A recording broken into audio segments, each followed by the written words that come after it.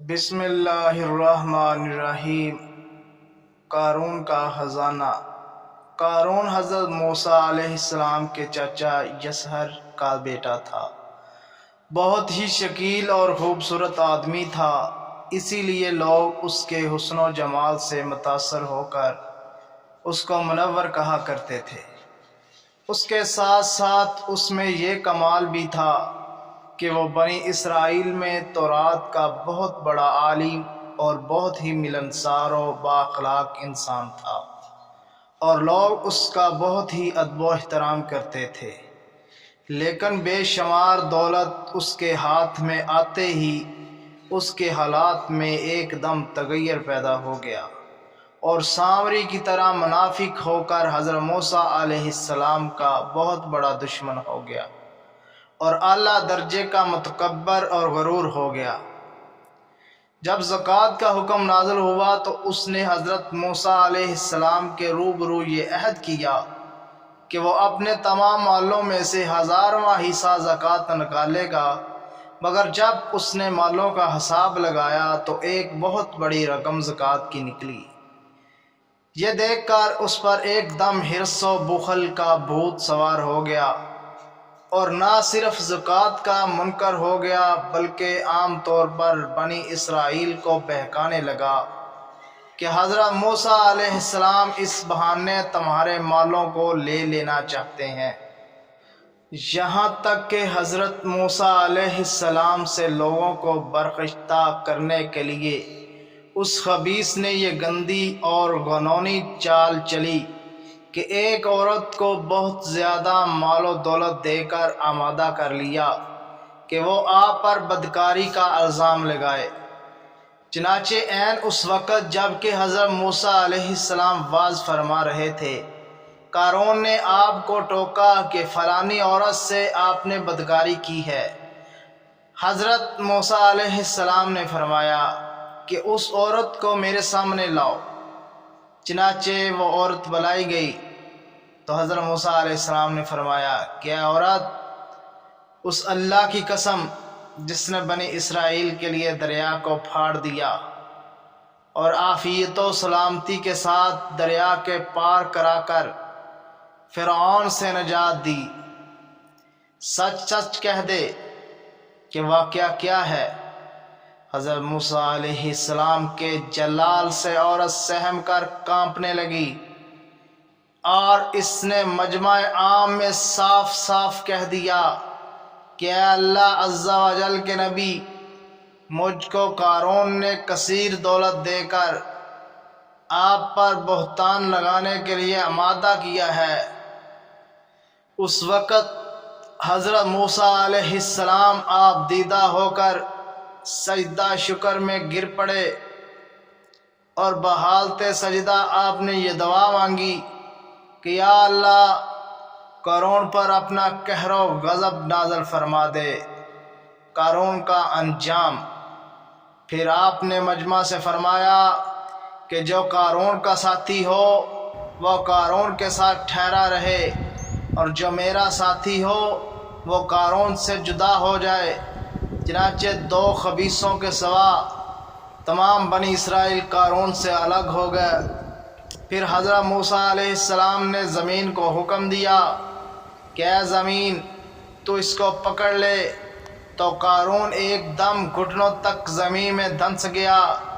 پھر آپ نے دوبارہ زمین سے یہی فرمایا تو وہ کمر تک زمین میں دھنس گیا۔ یہ دیکھ کر قارون رونے اور بل بلانے لگا اور قرابت رشتہ داری کا واسطہ دینے لگا، مگر آپ نے کوئی التفات نہ فرمایا، یہاں تک کہ وہ بالکل زمین میں دھنس گیا۔ 2 منحوس آدمی جو قارون کے ساتھی ہوئے تھے لوگوں سے کہنے لگے کہ حضرت موسیٰ علیہ السلام نے قارون کو اس لیے دھنسا دیا ہے تاکہ قارون کے مکان اور اس کے خزانوں پر خود قبضہ کر لے۔ تو آپ نے اللہ تعالیٰ سے دعا مانگی کہ قارون کا مکان اور خزانہ بھی زمین میں دھنس جائے۔ چنانچہ قارون کا مکان جو سونے کا تھا اور اس کا سارا خزانہ سبھی زمین میں دنس گیا۔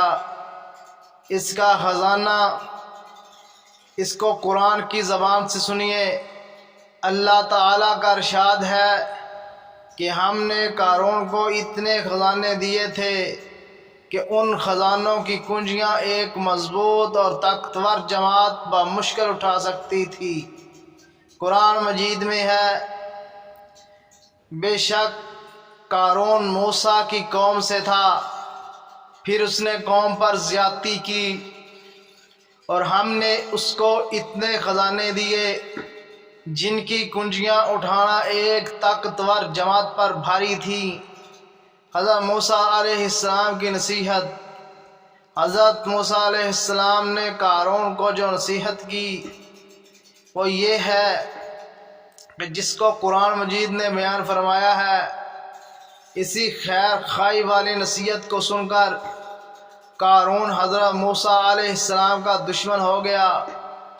غور کیجئے کہ کتنی مخلصانہ اور کس قدر پیاری نصیحت ہے جو حضرت موسیٰ علیہ السلام کے ساتھ ساتھ ساری قوم قارون کو سناتی رہی۔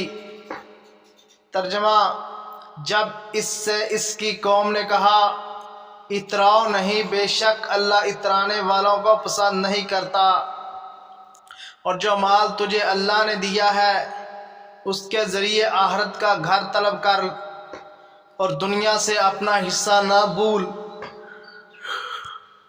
اور احسان کر جیسا اللہ نے تجھ پر احسان کیا، اور زمین میں فساد نہ کر، بے شک اللہ فسادیوں کو پسند نہیں کرتا۔ قارون کا گھمنڈ۔ قارون نے اپنے مال کے گھمنڈ میں اس مخلصانہ نصیحت کو ٹھکرا دیا اور خوب بن سنور کر تکبر اور غرور سے اتراتا ہوا قوم کے سامنے آیا اور حضرت موسیٰ علیہ السلام کی بدگوئی اور ایذا رسانی کرنے لگا۔ اس کا نتیجہ کیا ہوا؟ اس کو قرآن کی زبان سے سنیے اور خدا کی اس قاہرانہ گرفت پر خوف الہی سے ترتراتے رہیے۔ اللہ اکبر۔ ترجمہ: تو ہم نے اسے اور اس کے گھر کو زمین میں دنسا دیا تو اس کے پاس کوئی جماعت نہ تھی جو اللہ کے مقابلے میں اس کی مدد کرتی، اور نہ وہ خود مدد کر سکا۔ درس ہدایت۔ یہ عبرتناک واقعہ ہمیں یہ درس ہدایت دے رہا ہے کہ اگر اللہ پاک مال و دولت عطا فرمائے تو اس فرض کو لازم جانے کہ اپنے اموال کی زکوٰۃ ادا کرتا رہے اور ہرگز اپنے مال و دولت پر غرور اور گھمنڈ کر کے نہ اترائے، کیونکہ اللہ تعالیٰ ہی دولت دیتا ہے اور جب وہ چاہتا ہے پل بھر میں دولت چھین بھی لیتا ہے۔ ہر وقت اس کا دھیان رکھتے ہوئے تواضع اور انکساری کی عادت رکھیں اور ہرگز کبھی انبیاء، اولیاء و صالحین کی ایذا رسانی، بدگوئی نہ کریں کہ ان مقبولان بارگاہ الہی کی دعا اور بددعا سے وہ ہو جایا کرتا ہے جس کا لوگ تصور اور خیال بھی نہیں کر سکتے۔